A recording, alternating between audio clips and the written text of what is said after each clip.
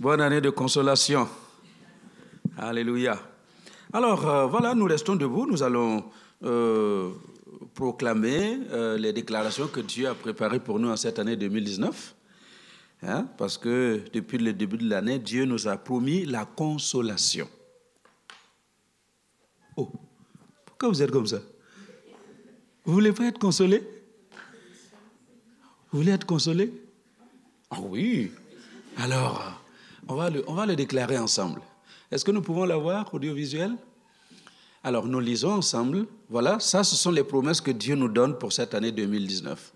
Consolez mon peuple, dit votre Dieu, et criez-lui que sa servitude est finie, que son iniquité est expiée. 2019, c'est l'année de ma totale consolation. Le Père des miséricordes et le Dieu de toute consolation me consolera dans toutes mes afflictions. Toutes mes détresses, mes tristesses, mes angoisses et mes incertitudes du passé prennent fin en 2018. Je suis le choix de Dieu et ne me rejette point. Alors je ne crains rien, car mon Dieu est avec moi. Il me fortifie, il vient à mon secours, il me soutient de sa droite triomphante. Je suis gravé dans le creux de sa main. Les bontés de l'Éternel ne sont pas épuisées, ses compassions ne sont pas à leur terme. Elles se renouvellent chaque matin pour moi en 2019. Je traverserai les eaux, mais je ne serai pas englouti. Je traverserai le feu, mais je ne serai pas brûlé, car l'Éternel est mon sauveur. Ce dont mes oreilles avaient entendu parler depuis des années, mes yeux le verront en 2019. Cieux, réjouissez-vous. Terre, soit dans l'allégresse. Montagne, éclatez en cris de joie, car l'Éternel console son peuple. C'est pour cela qu'en 2019, je refuse de demeurer dans le passé, alors que mon Dieu a déjà tout effacé. J'essuie mes larmes, j'arbore la joie du Seigneur, je saisis ma totale consolation et j'avance dans la vie avec assurance. Amen. Alléluia. Alors pour certains, la consolation a déjà commencé. Alors que Dieu bénisse ceux qui ont déjà reçu une partie de leur consolation et pour les autres, ça va venir. Amen. Alors merci d'être venus dans ce premier culte de ce dimanche 20 janvier. Si vous êtes fort, vous restez debout avec moi pour prêcher. Si vous n'êtes pas assez fort, vous pouvez vous asseoir. Équipe de louange, qu'est-ce que vous faites? Vous allez vous asseoir ou vous restez debout? Voilà, vous pouvez vous asseoir. Et encore une fois, salutations à nos chers internautes, que Dieu vous bénisse là où vous êtes, que la grâce de Dieu vous accompagne. Oui, vous pouvez vous asseoir. Vous pouvez vous asseoir. Alors, donc, depuis le début de cette année, nous sommes en train de parler de consolation. Et dimanche passé, nous avons vu la quadruple consolation que Dieu veut nous apporter. 4 consolations que Dieu a prévues pour nous en cette année 2019. Vous vous rappelez, première consolation que Dieu veut nous apporter? Qui était là dimanche passé? Une consolation physique. Donc, si vous êtes malade, Dieu veut vous guérir pour que vous puissiez vivre dans la joie pendant cette année 2019. Deuxième consolation, une consolation financière, économique. Il y a des gens qui sont malades dans leurs finances. Vos poches là sont malades. Et il y en a qui ont tellement pleuré parce que les factures arrivent, on a du mal à les payer. Alors cette année, Dieu va vous consoler financièrement pour que vous n'ayez plus les cheveux aussi blancs que moi. À moins que vous choisissiez de les teindre comme certains le font maintenant. Troisième consolation, une consolation morale. Nous avons vu comment cette femme, dont nous avons lu l'histoire dimanche passé, elle a perdu du sang pendant 12 ans, et en Israël, c'était une situation d'exclusion sociale. Elle devait vivre dehors.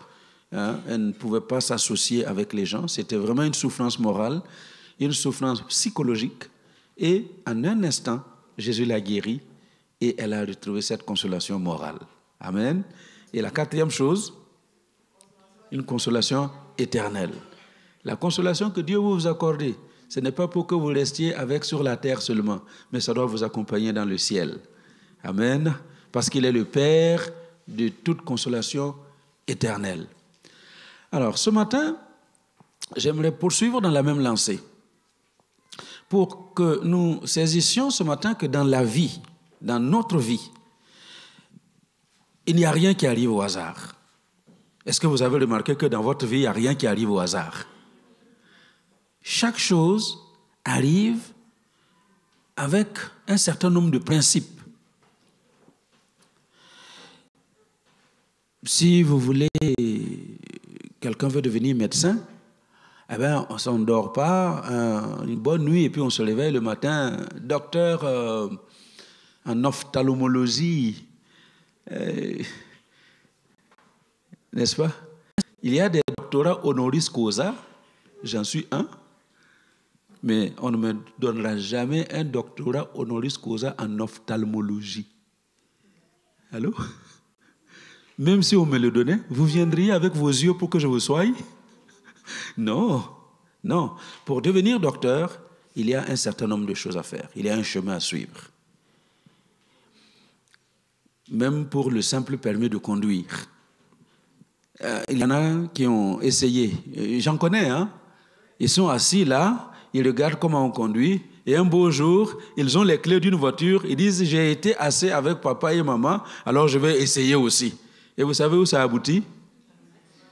Dans un mur. Alléluia. Donc, chaque chose vient selon des principes et il y a un cheminement à suivre. Alors, peut-être pas aujourd'hui seulement, mais à partir d'aujourd'hui, j'aimerais que nous puissions voir que tout ce que nous avons dans la vie, il y a comme un mécanisme qui nous permet d'entrer dans les choses. Il y a un mécanisme, un principe de fonctionnement. Ça n'arrive pas au hasard. Alors, l'audiovisuel m'a trahi, hein, je pensais que ce n'était pas encore là. Bon, donc vous avez vu les mécanismes de la bénédiction. Donc, pendant ces quelques jours qui vont suivre, nous allons parler des mécanismes de la bénédiction. Parce que si pour les choses de la vie, les choses viennent selon un principe de fonctionnement, à combien plus forte raison, les choses divines, les choses spirituelles, les bénédictions que Dieu veut nous accorder, la consolation dont nous avons parlé, à combien plus forte raison, ces choses-là ne peuvent pas tomber du ciel, il y a un principe de fonctionnement.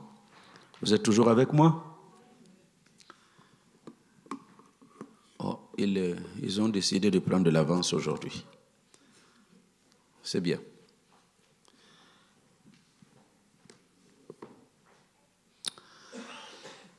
Voilà. Donc c'est bien que vous notiez, parce que les choses que je suis en train de vous donner depuis le début de l'année sont des choses importantes pour votre vie.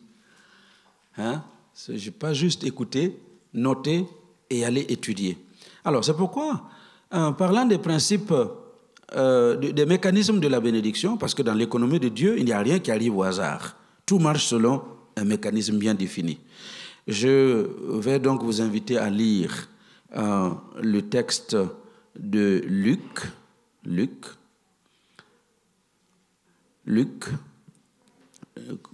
Est-ce que vous voyez ce qui est écrit? Vous voyez? C'est lisible? Ok. Alors, je reprends avec vous. Dans Luc chapitre 2, en ce temps-là, parut un édit de César Auguste, ordonnant un recensement de toute la terre. Ce premier recensement eut lieu pendant que Quirinius était gouverneur de Syrie. Et tous allaient se faire inscrire, chacun dans sa ville. Joseph aussi monta de la Galilée, de la ville de Nazareth, pour se rendre en Judée, dans la ville de David, appelée Bethléem, parce qu'il était de la maison et de la famille de David, afin de se faire inscrire avec Marie, sa fiancée, qui était enceinte. Pendant qu'ils étaient là, le temps où Marie devait accoucher arriva. Ah, dis à ton voisin, Il y a un temps où toi aussi tu vas accoucher, même si c'est un homme. Même si c'est un homme, dis-lui que le temps où il va accoucher va aussi arriver. Parce que ce dont je vais vous parler aujourd'hui, ça ne concerne pas que les femmes. Hein? Même les hommes doivent apprendre à être enceintes de certaines choses. Donc, pendant qu'ils étaient là, le temps où Marie devait accoucher arriva et elle enfanta son fils premier-né. Elle l'emmaillota et le coucha dans une crèche parce qu'il n'y avait pas de place pour eux dans l'hôtellerie. Le 8e jour, auquel... Notez les choses, hein? Donc, nous avons lu tout à l'heure que le temps où Marie devait accoucher est arrivé. Et puis, maintenant, le 8e jour, auquel l'enfant devait être circoncis, est arrivé. On lui donna le nom de Jésus, nom qu'avait indiqué l'ange avant qu'il soit conçu dans le sein de sa mère. Est-ce que vous saviez que, avant que vous ayez été conçu dans le sein de votre mère, Dieu connaissait déjà votre nom? C'est ce que la parole de Dieu nous dit. Hein? Quand tu n'étais qu'une masse sans forme dans le sein de ta mère, je t'avais déjà connu. Donc, tel que vous êtes, tel que je suis, avant que je sorte du sein de ma mère, Dieu m'avait connu, il connaissait mon nom. Et quand les jours de leur purification furent accomplis, selon la loi de Moïse, Joseph et Marie le portèrent à Jérusalem pour le présenter au Seigneur, suivant ce qui est écrit dans la loi du Seigneur. Tout mâle premier-né sera consacré au Seigneur et pour offrir en sacrifice 2 tourterelles ou 2 jeunes pigeons, comme cela est prescrit dans la loi du Seigneur. Et voici, il y avait à Jérusalem un homme appelé Siméon.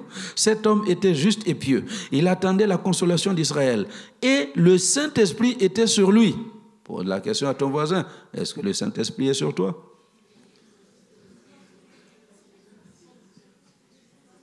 Le Saint-Esprit était sur lui. Est-ce qu'il est sur toi? Il avait été divinement averti par le Saint-Esprit qu'il ne mourrait point avant d'avoir vu le Christ du Seigneur. Ah, j'aime des paroles comme celle-ci. Dieu lui dit, tu ne mourras pas avant d'avoir vu le Christ du Seigneur. Et je suis sûr, ce matin, que quelqu'un à l'intérieur de lui-même est conscient qu'il ne mourra pas avant d'avoir vu une certaine chose. Est-ce que vous m'entendez? Tu ne mourras pas avant d'avoir vu la consolation que Dieu a promise aujourd'hui pour l'année 2019. Tu ne mourras pas. Alléluia. Et nous allons voir plus tard tout ce que ce vieux Simeon a dû traverser. Mais il a refusé de mourir tant qu'il n'a pas vu la consolation que Dieu avait promise. Il vint au temple, poussé par l'Esprit, et comme les parents apportait le petit enfant Jésus pour accomplir à son égard ce qu'ordonnait la loi, il le reçut dans ses bras, bénit Dieu et dit, maintenant, alléluia, oh c'est formidable, j'aimerais un jour pouvoir dire au Seigneur aussi, maintenant que j'ai vu tout ce que je devais voir. Et c'est ça qu'il dit, maintenant Seigneur, tu laisses ton serviteur s'en aller en paix selon ta parole, car mes yeux ont vu ton salut. Tes yeux verront le salut. Tes yeux, cette année, vous l'avez déclaré avec moi, ce dont tu as entendu parler les années passées, cette année, tes yeux le verront. Alléluia. Ce ne sera pas de l'histoire. Ce sera expérimenté par ta personne. Quand on dit que Dieu console, tu le verras de tes propres yeux. Quand on dit que Dieu bénit, tu le verras de tes propres yeux. Quand on dit que Dieu guérit, tu le verras de tes propres yeux. D'ailleurs, comment ça va, madame? Ça va. Parce que je me lève pour prêcher, elle me dit, j'ai mal. Alors, quand maman a mal, il faut prier pour elle.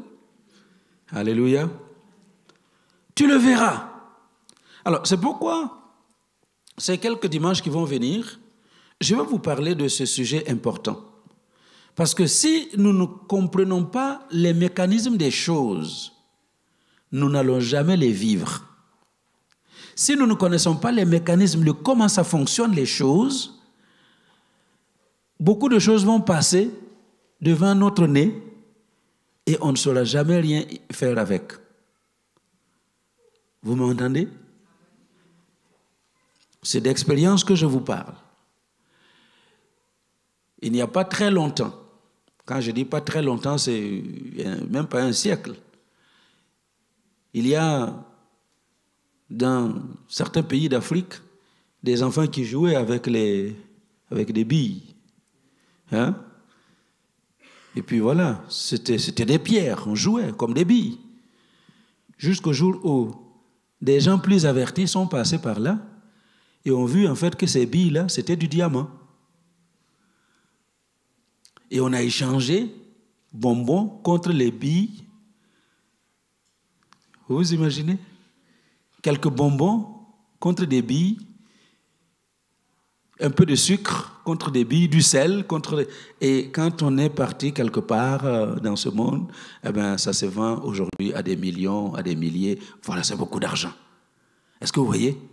Mais parce qu'on ne comprenait pas comment ça fonctionne. On ne comprenait pas les mécanismes de ces choses. Dans mon propre pays, le Burkina Faso, nous, on a joué avec certaines plantes. Des plantes qui n'avaient aucune valeur. Aujourd'hui, on se rend compte que tout le monde court derrière ces plantes-là. Il y a Trofa, comment s'appelle le truc là que les Moringa. Qui savait que Moringa pouvait servir à quelque chose d'important? Et on cherche ça aujourd'hui. Parce qu'on ne comprenait pas le mécanisme, comment ça fonctionne. Et c'est pareil pour la parole de Dieu, c'est pareil dans l'économie de Dieu. Si vous ne comprenez pas comment les choses fonctionnent, il y a beaucoup de bénédictions qui vont passer devant vous. On le verra tout à l'heure.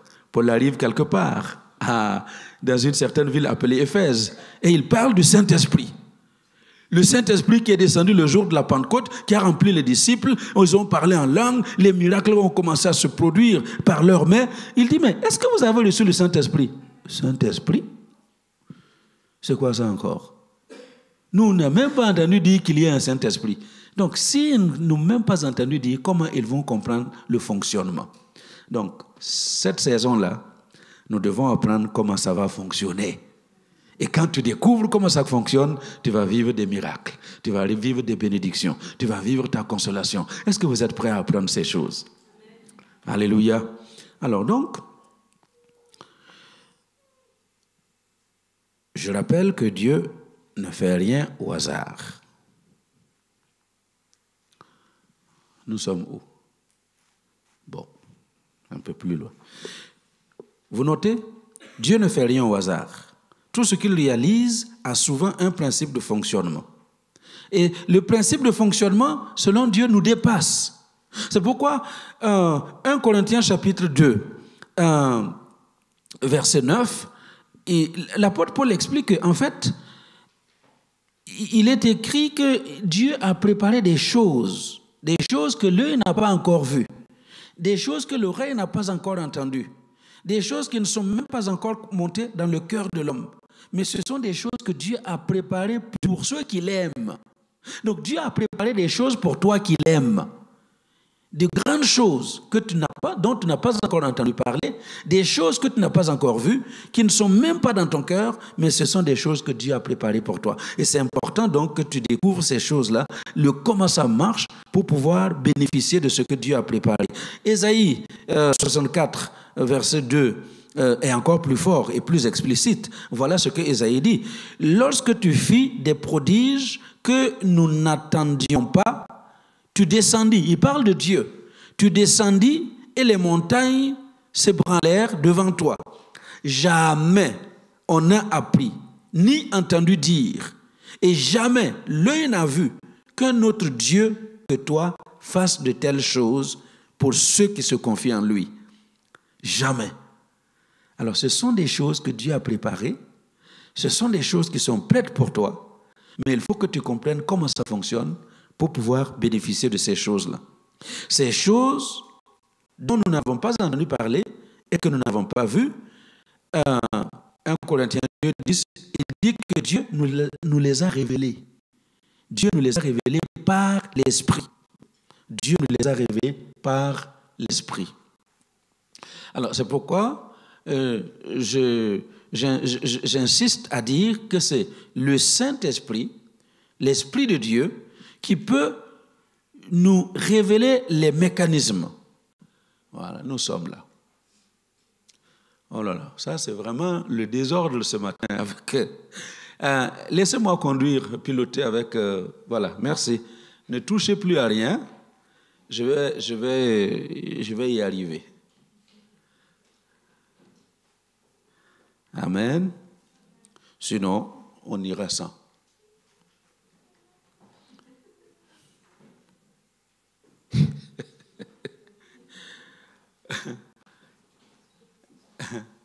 Est-ce que ça va?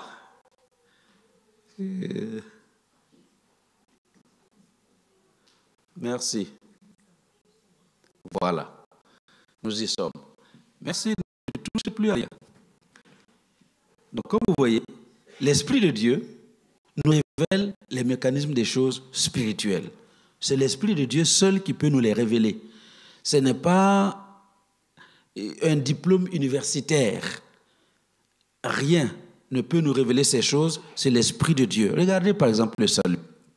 Quand on parle du salut, il n'y a que l'Esprit de Dieu pour nous révéler qu'est-ce qu'il faut faire pour être sauvé.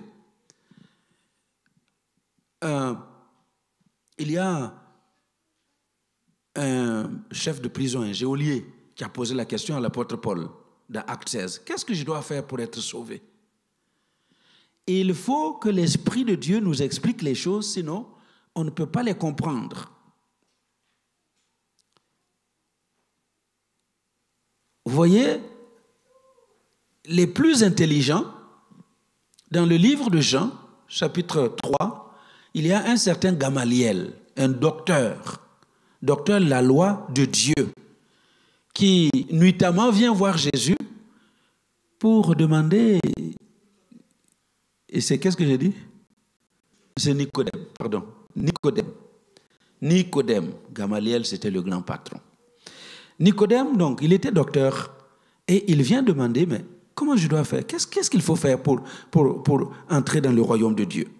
Et Jésus lui explique, en fait, il faut naître d'eau et d'esprit. Il faut que tu naisses de nouveau.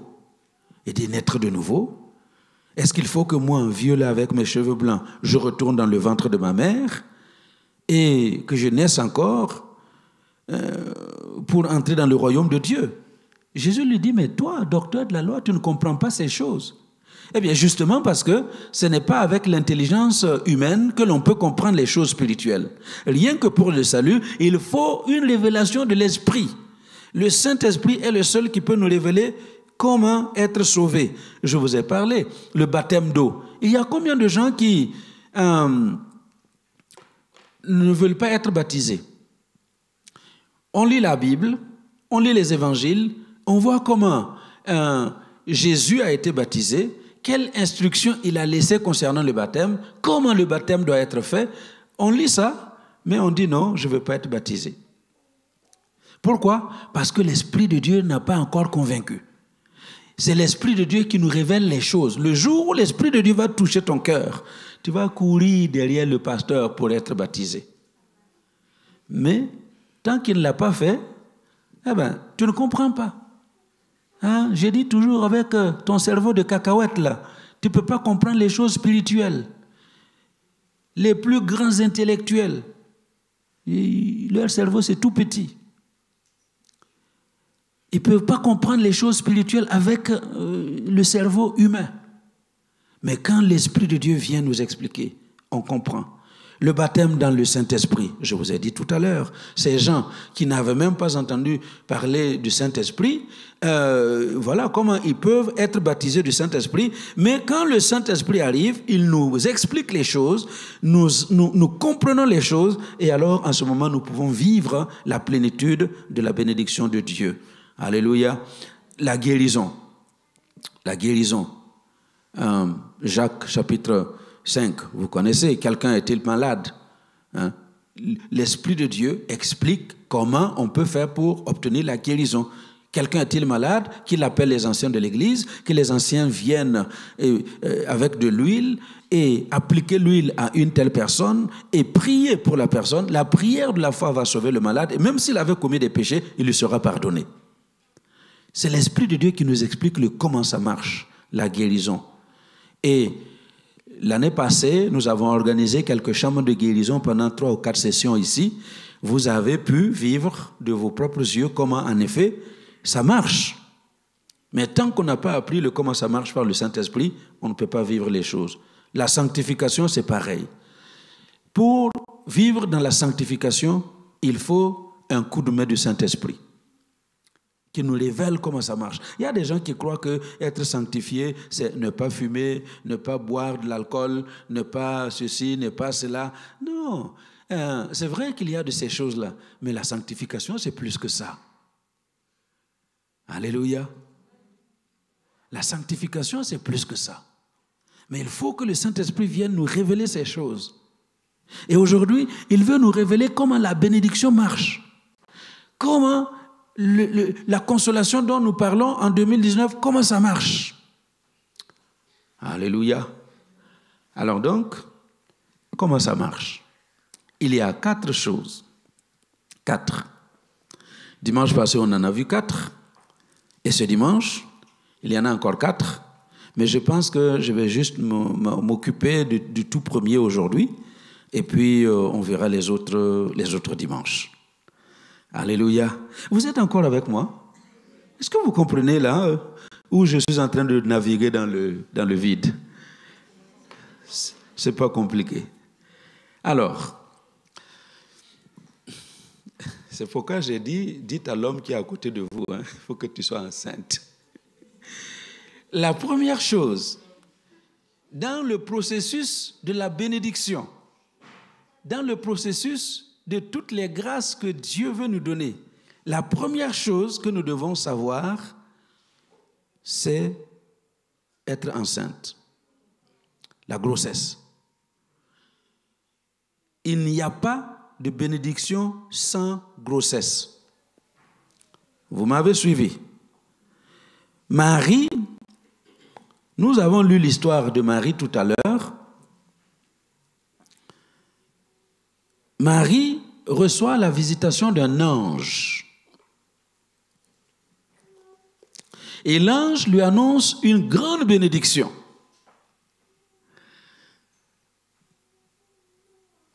Mais cette grande bénédiction devait commencer par la grossesse.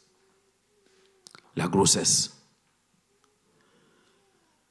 C'est pourquoi nous avons lu.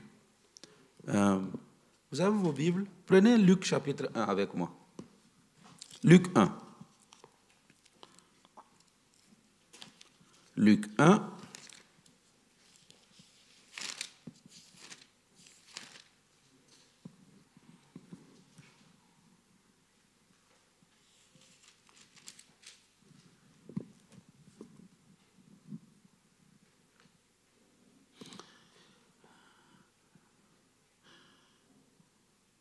Vous avez vu, à partir du verset 26, au 6e mois, l'ange Gabriel fut envoyé par Dieu dans une ville de Galilée appelée Nazareth, auprès d'une vierge fiancée à un homme de la maison de David nommé Joseph. Le nom de la vierge était Marie. L'ange entra chez elle et qu'est-ce qu'il dit? Je te salue, toi à qui une grâce a été faite. Le Seigneur est avec toi. Waouh! Je te salue, toi à qui une grâce a été faite. Une faveur que tu ne mérites pas. Dieu t'a fait une faveur. Et il lui dit, ne crains point, verset 30, Marie, car tu as trouvé grâce devant Dieu. Et voici, donc, elle a trouvé grâce devant Dieu, une grande bénédiction est en train d'arriver dans la vie de Marie, et comment ça commence? Tu deviendras enceinte, et tu enfanteras un fils, et tu lui donneras le nom de Jésus. Waouh! Quelle bénédiction d'être la mère de Jésus. N'est-ce pas? Quelle grande bénédiction. Et il ne s'arrête pas là. Il lui dit, cet enfant sera grand et il sera appelé fils du Très-Haut. Et le Seigneur Dieu lui donnera le trône de David, son père. Quelle bénédiction d'être la mère de celui qui va s'asseoir sur le trône de David, son père. Verset 33. Il régnera sur la maison de Jacob éternellement et son règne n'aura point de fin. Quelle bénédiction. Bénédiction extraordinaire d'être la mère du Messie qui va régner éternellement. Donc c'est à juste titre que l'ange lui a dit au verset 28, je te salue, toi à qui une grâce a été faite. Parce que être la mère du Fils de Dieu, c'est une grâce extraordinaire. Et plus tard, Élisabeth va aussi dire dans le chapitre 1er, versets 42 à 44, dès qu'Élisabeth entendit la salutation de Marie, son enfant tressaillit dans son sein et elle fut remplie du Saint-Esprit. Elle s'écria d'une voix forte. Marie s'écria d'une voix forte. Tu es bénie entre les femmes et le fruit de ton sein est béni. Comment m'est-il accordé que la mère de mon Seigneur vienne auprès de moi? Car voici, aussitôt que la voix de ta salutation a frappé mon oreille, l'enfant a tressailli d'allégresse dans mon sein. Alléluia. Waouh. Ce sont des choses extraordinaires et formidables. Et donc, c'était une très grande chose. Quelle promesse extraordinaire. Mais, pour ce faire, Marie, il faut que tu sois enceinte. La promesse, elle est là. Elle est extraordinaire. Mais pour cela, il faut que tu sois enceinte. Et j'aimerais que ce matin, nous comprenions qu'en effet, tout ce que Dieu nous donne, toutes les promesses que Dieu nous fait, nous viennent sous forme de semences. Exactement comme l'enfant s'est retrouvé dans le sein de Marie comme une semence. Donc, ce que tu vas vivre comme consolation, Dieu a commencé à le déposer en ton sein comme une semence. Et il faut que tu apprennes à porter la grossesse de cette semence. Et j'aimerais que les femmes m'aident ce matin à prêcher parce que ça vous concerne à plus d'un titre. Quel est le quotidien d'une femme enceinte? Quel est le quotidien de la grossesse? Y a-t-il des femmes qui ont déjà enfanté ici? Quel est le quotidien de la grossesse? Être enceinte, quoique je ne l'ai jamais été, mais j'ai vu, j'étais là, donc j'ai aussi souffert. Je peux vous garantir que ce n'est pas une chose facile. Jeune fille, être enceinte, ce n'est pas une chose facile. C'est du boulot. C'est quoi le quotidien d'une femme enceinte? Les consultations régulières chez le gynécologue. Vous êtes contrainte d'aller régulièrement chez le gynécologue. Et généralement, quand on y va, ce n'est pas tout le temps qu'on y va gaiement.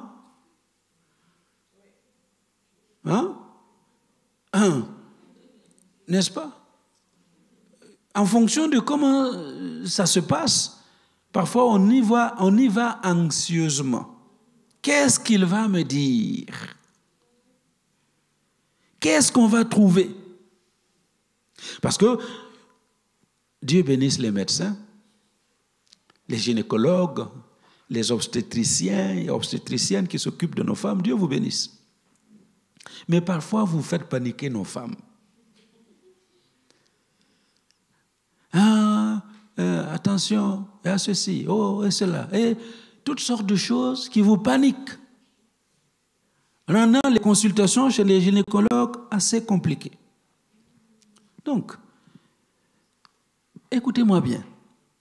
C'est pour vous dire que pendant que vous avez reçu la semence de la promesse de Dieu, il y a des contraintes qui vous seront imposées. Les gens pensent que je reçois la promesse de Dieu, alléluia, j'attends seulement, ça va venir. Non, il y a des contraintes. Exactement comme la femme est obligée, est contrainte d'aller consulter le gynécologue, vous devez aller consulter votre gynécologue. La parole de Dieu. Alléluia. Notre gynécologue, c'est la parole de Dieu. Et c'est la parole de Dieu qui est la vérité. C'est pourquoi plusieurs fois, j'ai reçu un coup de fil comme ça. « Ah, pasteur, je viens de la consultation et on m'a dit que je dois avorter.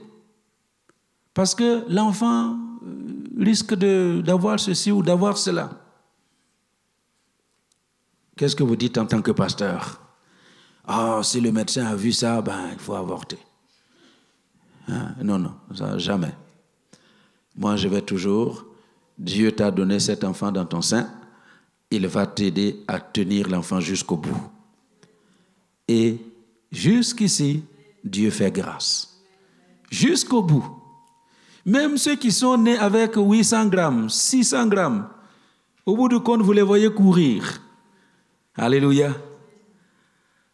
Mais ça, ce sont les contraintes imposées à la femme enceinte. Donc, la bénédiction là que tu attends, tu dois être enceinte.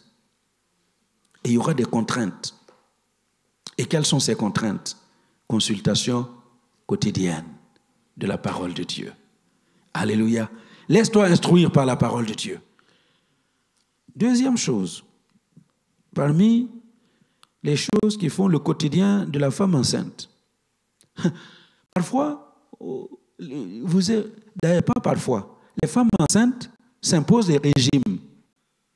C'est vrai? Il y en a qui fumaient, qui arrêtent de fumer. Parce que il ne faut pas enfumer le bébé. Il y en a qui avaient un goût prononcé pour l'alcool, qui arrêtent de boire. Parce qu'il ne faut pas saouler le bébé avant qu'il sorte du ventre de maman. Il y a des régimes que vous vous imposez. Et parfois, des choses que vous aimiez, vous n'avez plus envie de les manger. C'est-à-dire que ce n'est même pas un choix délibéré, c'est un choix imposé. C'est un choix imposé. Et vous commencez à manger des choses bizarres.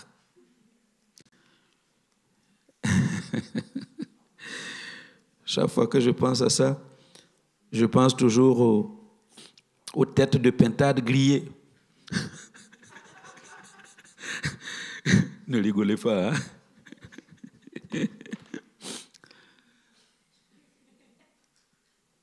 Première fois enceinte chez moi, dans ma maison. Moi, je n'avais jamais vu une femme enceinte, en tout cas pas. J'en avais vu au village. Hein? Mais ma femme, première fois enceinte, et puis elle ne veut plus manger grand-chose. Les bons poulets qu'on mangeait ensemble, vous savez, le poulet bicyclette à Ouaga, c'est bon, hein? Elle ne veut plus de poulet bicyclette. Elle ne veut pas de viande de bœuf. Qu'est-ce que tu veux? Tête de pintade. Pas tête de poule, hein? Tête de pintade. Avec le cou. Pas cuit, grillé. Voilà ce que la grossesse vous impose, hein? Écoutez, vous en rigolez, mais quand vous êtes enceinte de la bénédiction que Dieu met en vous, il y a des choses qui vous seront imposées. Ne partez pas avec la promesse de la bénédiction, avec la semence de la bénédiction en vous, disant « je peux faire tout ce que je veux ». Non, tu ne peux plus faire tout ce que tu veux. Quand l'ange apparaît à Madame Manoah, la mère de Samson, pour lui dire « voilà, tu vas tomber enceinte, une semence va être déposée en toi », voilà les conditions. Maintenant, nous voulons la bénédiction, on ne veut pas les conditions. Est-ce que tu es prêt à être enceinte de ta bénédiction? La consolation là dont on parle, il faut que tu acceptes de porter la grossesse de cette consolation. Alléluia. S'il faut t'imposer un régime, et il faut t'imposer le régime.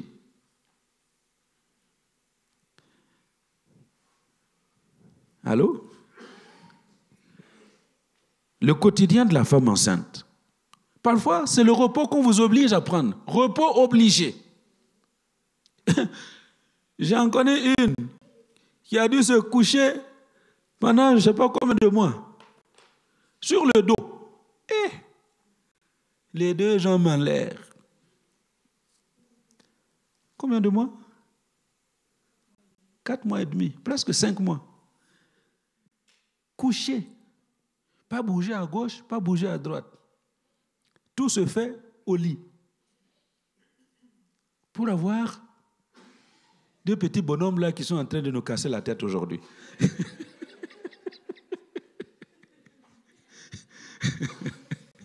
Non, ils sont formidables.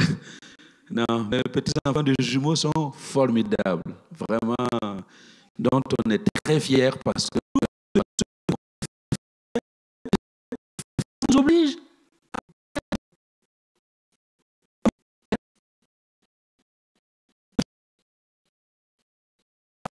Pendant que vous attendez la bénédiction, cette semence que Dieu a déposée en vous, il faut vous attendre à faire des choses que vous n'aviez pas prévu de faire et que vous n'avez peut-être pas aimé faire, mais qui vous sont imposées.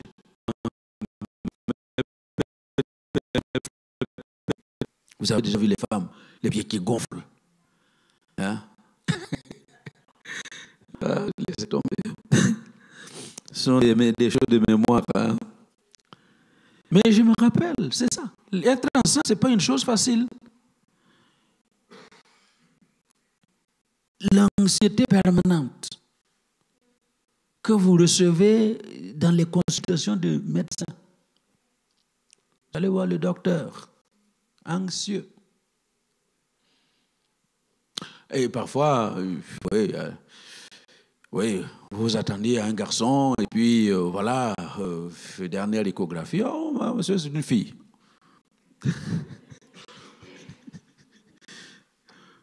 Ou vous vous attendez à une fille, et puis voilà, dernière échographie, non, c'est un garçon. J'en connais qui ne piquent pas des crises, mais c'est à la limite, quoi.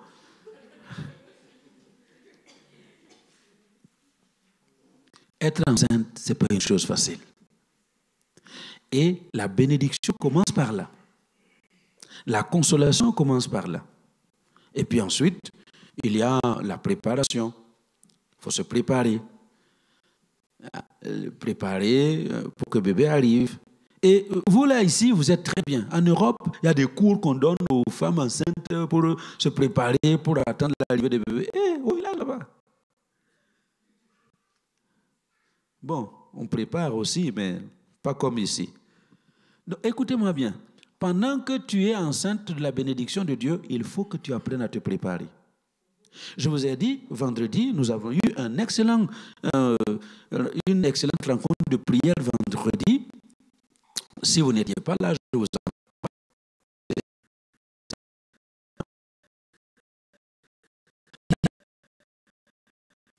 organisation. Jésus ordonne à ses disciples de donner à manger à une foule de 15-20 000 personnes avec 5 pains et 2 poissons. Et il les organise, il les fait asseoir par 100, par 50, par 10, pour que la distribution se fasse facilement. Eh bien, pendant que vous attendez la bénédiction, vous êtes enceinte de cette bénédiction que Dieu vous a promise, il faut vous organiser. L'organisation, c'est ce qui nous manque souvent. Et je me suis parlé à moi-même vendredi.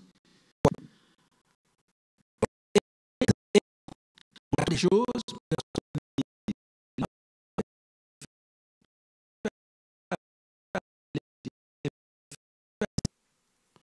alors il faut te préparer. Alléluia.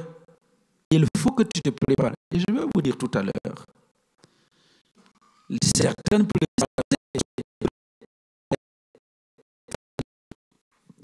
Et puis, dernière chose, dans le quotidien de la femme enceinte, c'est une longue attente. Une patience de 9 mois. Ah! Non, Dieu est bon, hein? Et il est très gentil. Il comprend que si c'était l'homme qui devait porter l'enfant là pendant 9 mois, il n'y aurait personne sur la terre.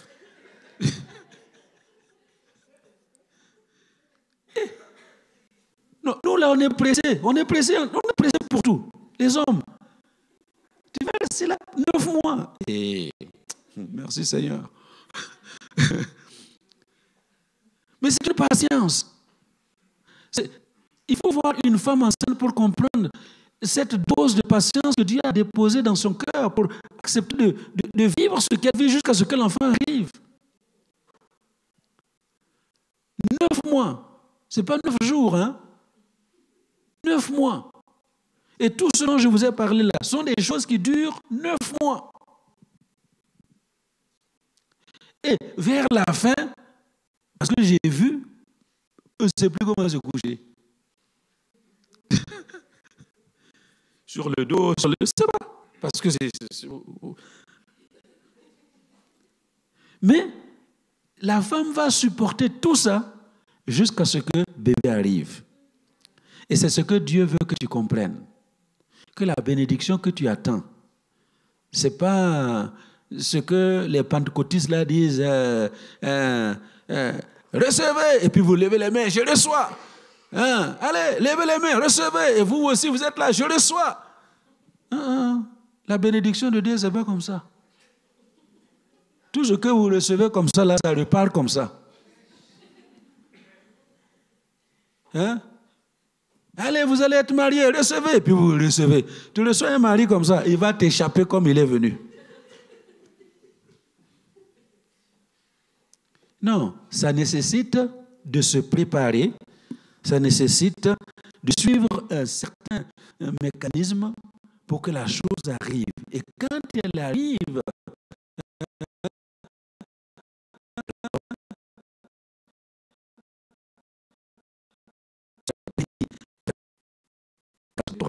alléluia.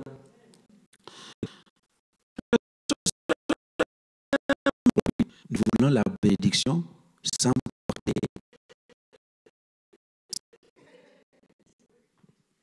Toute bénédiction que vous voulez sans porter la grossesse, ce sont des poupées. Allô? L'enfant que vous voulez avoir sans porter grossesse, là, ça s'appelle poupée. Ça, vous pouvez chercher chez Auchan, chez Cactus, vous pouvez trouver. Les Chinois peuvent inventer des trucs pour le faire. Il peut crier, il peut même faire les bras comme ça. Mais ce n'est pas un bébé, ce n'est pas un enfant. C'est une poupée. N'est-ce pas? Voilà, si tu veux un vrai enfant, il faut que tu portes la grossesse. Alléluia. Il faut que tu acceptes de porter la grossesse. Sois enceinte de la bénédiction que tu attends de Dieu. Et il faut que tu acceptes d'être enceinte. Tu veux être la tête et non la queue? Ce sont nos prières, les pentecôtistes.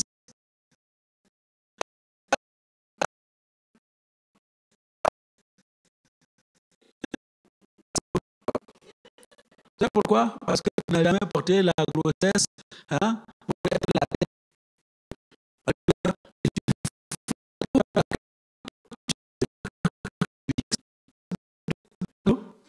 Étudie, obtiens un bon diplôme avec une bonne mention. Vous savez qu'on court derrière certaines personnes.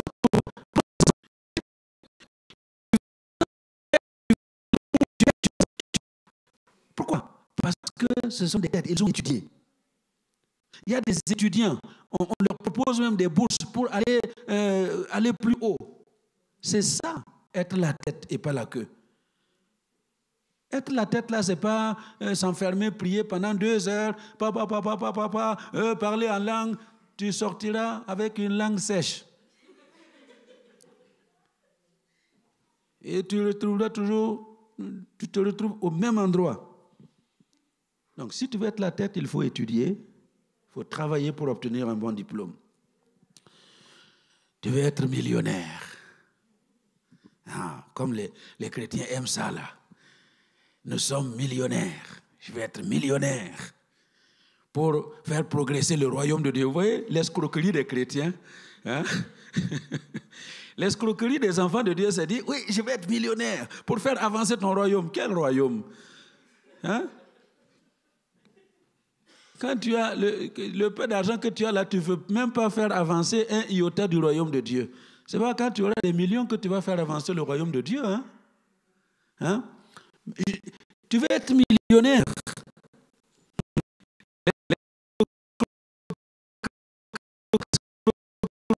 C'est pas mal de prier. Les prières. Et ça, c'est le défaut. On pense qu'on devient riche par la prière. Tu vas être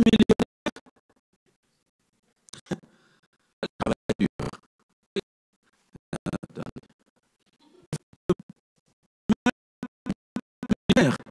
Travail dur. Travail dur. Et s'il faut retourner à l'école, retourne.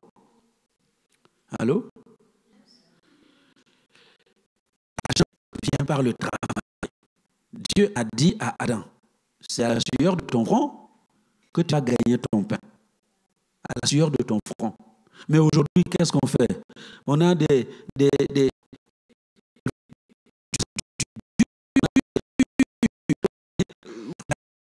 beaucoup travaillé. Ça ne marche pas. Ça ne marche pas. Parce que ce que tu vas gagner, c'est quelqu'un qui aura travaillé pour que toi tu le gagnes. Et ça ne peut pas faire fonctionner une nation. Un travail dur. Parce que sinon, même si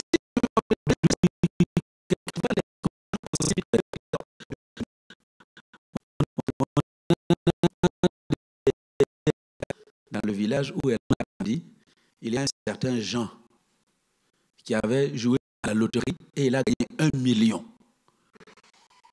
Dans le passé, 1 million de francs CFA, waouh, 1 million.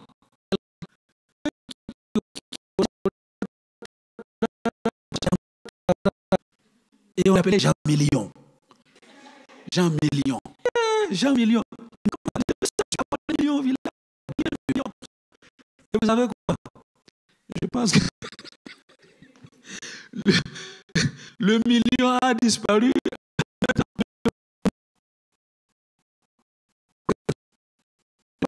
Et l'argent est parti. Donc, pour bien garder votre argent, il faut travailler dur.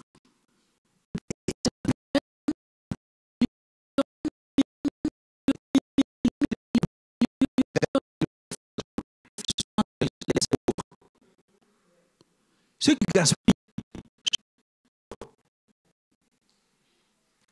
ils n'ont rien.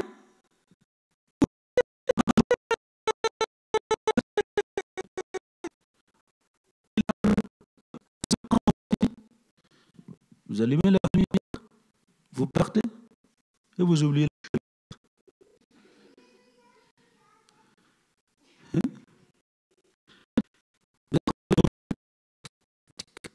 Il fait goûter l'eau. L'eau goûte là, une goutte, une goutte. Oh,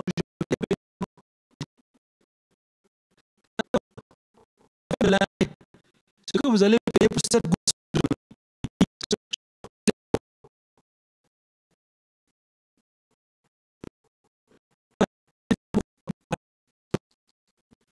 Et sur le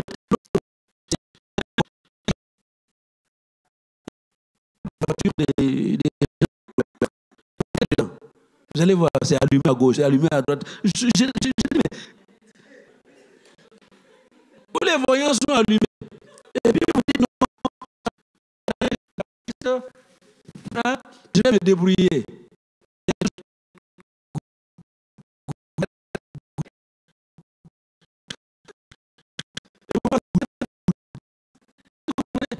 Les c'est usé. refuser. Au lieu d'aller les changer, non, c'est encore passé au contraire.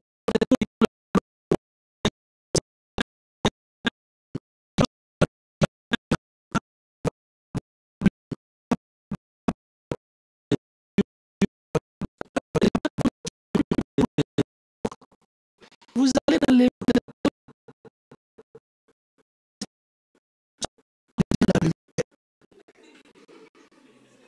Ah oui, parce que le gars qui a gagné son argent, c'est pas tombé du ciel comme ça.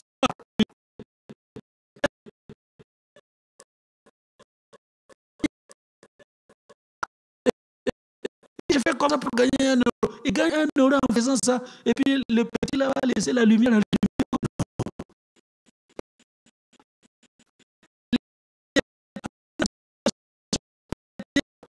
Que Dieu nous aide.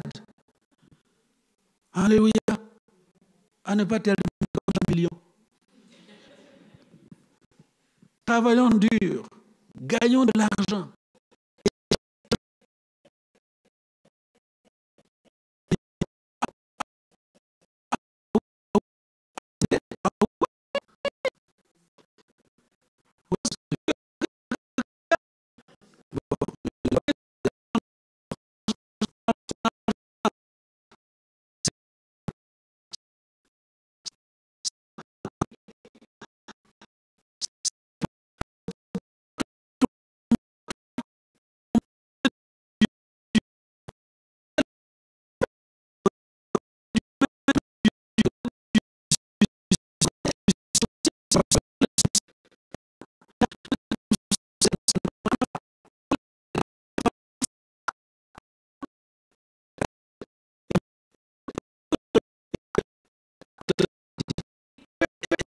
Ah bah c'est pour manger, hey, fais le régime. Ne viens pas nous fatiguer avec les courbatures et les trucs.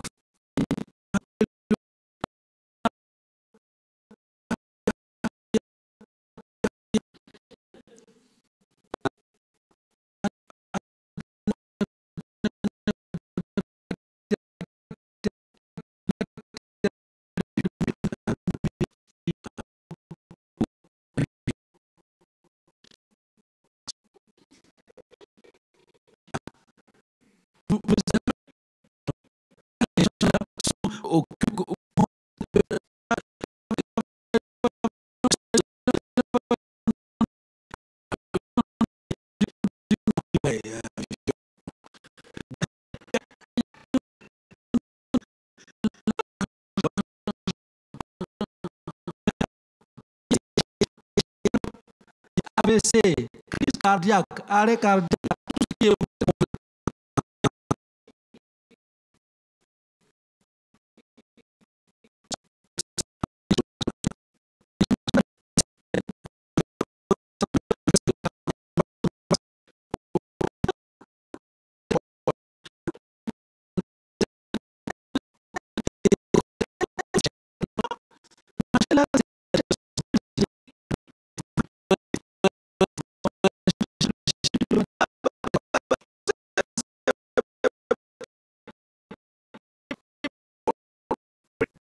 Alléluia. Vous allez dire, oui, c'est dangereux.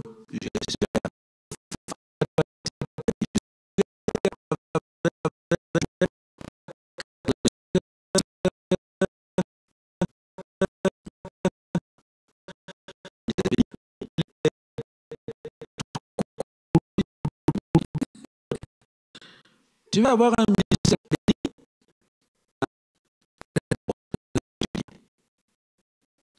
Il y en a qui croient que le ministère, être pasteur, c'est, voilà,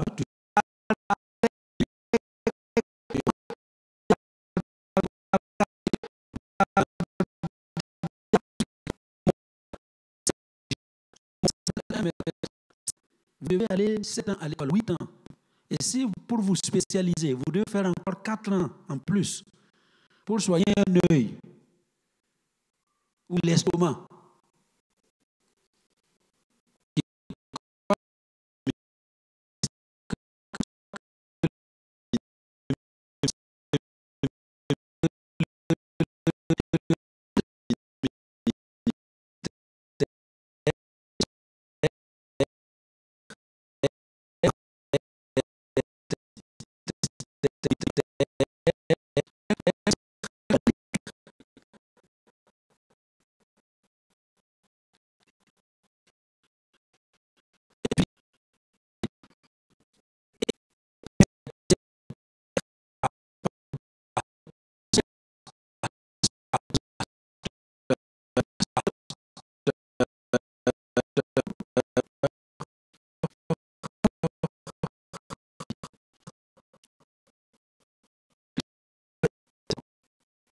vous embauche pour changer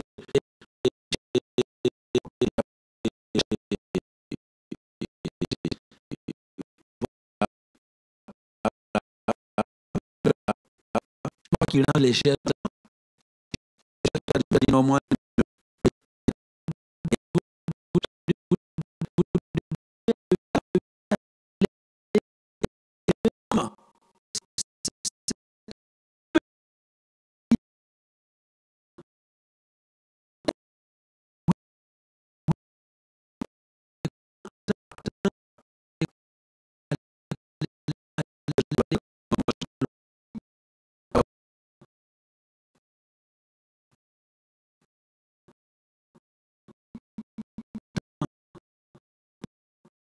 on va faire à la droite.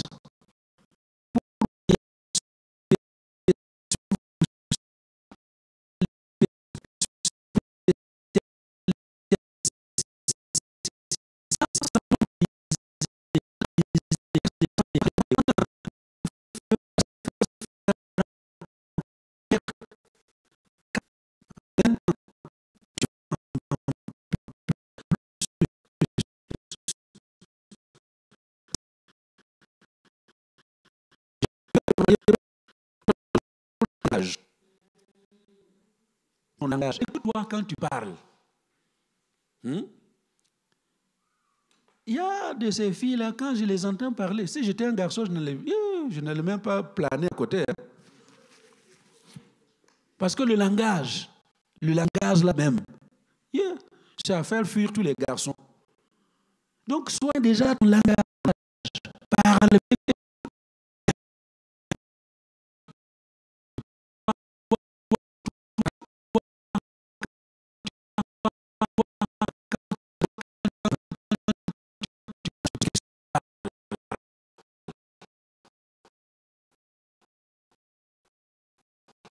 De penser, n'est-ce pas? Mais si vous voulez vous marier, pensez avant de parler.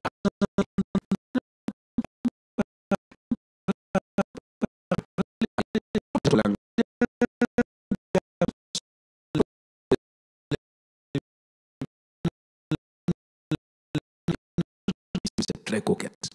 Hein? Mais soignez votre présentation. Alors, soignez votre présentation. Ne partez pas.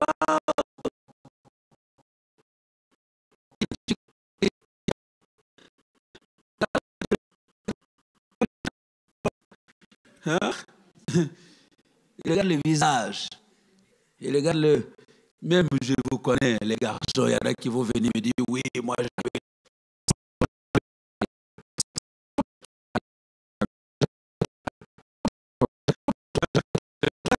Vous voulez les chrétiennes, oui, mais de belles chrétiennes.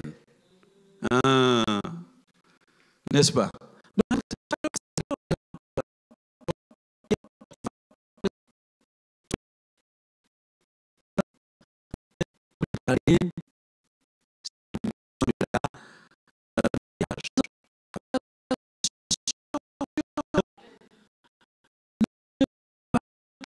L'Esprit de Dieu, pour cette année, dépose une semence. C'est ça la promesse. La promesse de bénédiction, c'est une semence. Il dépose cette semence-là en toi. Cette année, la consolation dont il a parlé, c'est une semence qu'il se dépose en toi. Matthieu 13, dont vous connaissez l'histoire, hein, Matthieu 13, Jésus parle du semeur, la parabole du semeur. Vous vous rappelez? Le semeur est sorti pour semer et la semence est tombée sur 4 types de terrains. Au bord de la route, les oiseaux sont venus, ont tout ramassé. Sur les endroits pierreux, ça poussait tout de suite, mais c'est aussitôt mort parce que le soleil a tapé dessus. Au milieu des épines, et puis les épines ont étouffé cette semence qui n'a rien produit, et puis la semence qui est tombée dans la bonne terre, et c'est cette semence qui a produit du fruit. Une partie a donné 60%, l'autre a donné 100%. Amen. Donc c'est ce que Dieu dépose. La promesse que tu reçois aujourd'hui, c'est une semence. Et il ne faut pas laisser cette semence sur l'endroit pierreux, parce que Jésus a expliqué, je crois que c'est dans Matthieu 13 à partir du verset 18, il dit, vous donc, écoutez ce que signifie la parabole du semeur. Lorsqu'un homme écoute la parole du royaume et ne la comprend pas, le malin vient et enlève ce qui a été semé.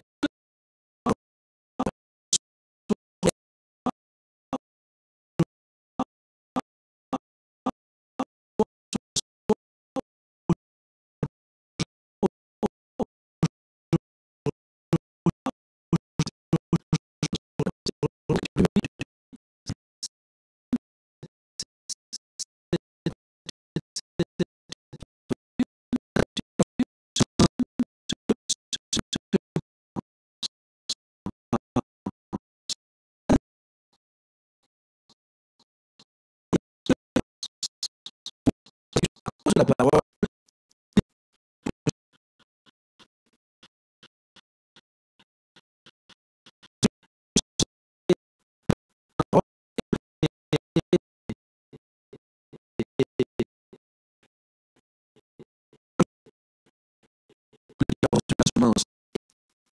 C'est celui qui entend la parole.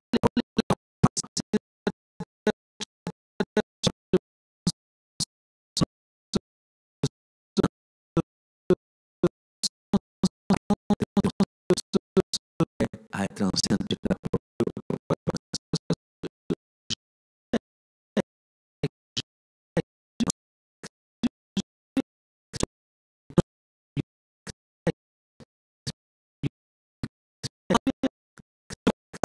Ils vont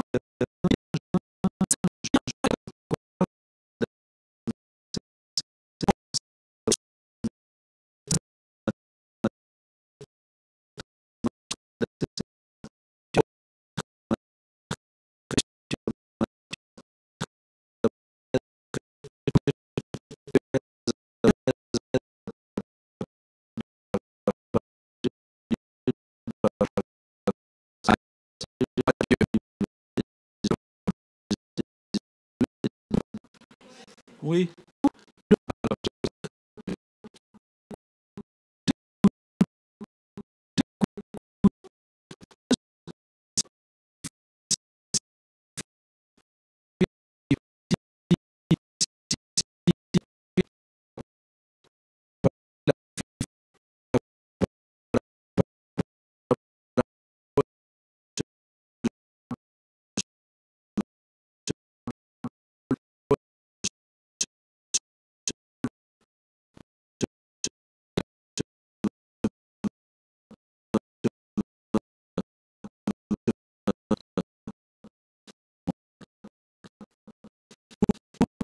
La parole de Dieu.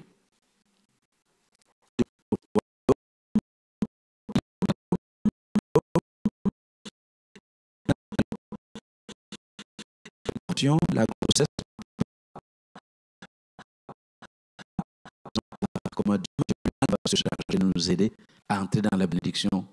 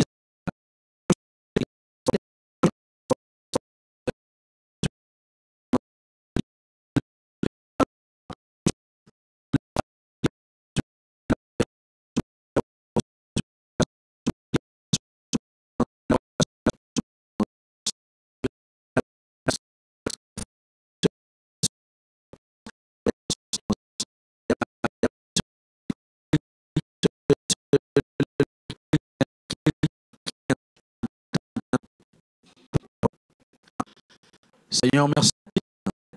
En train de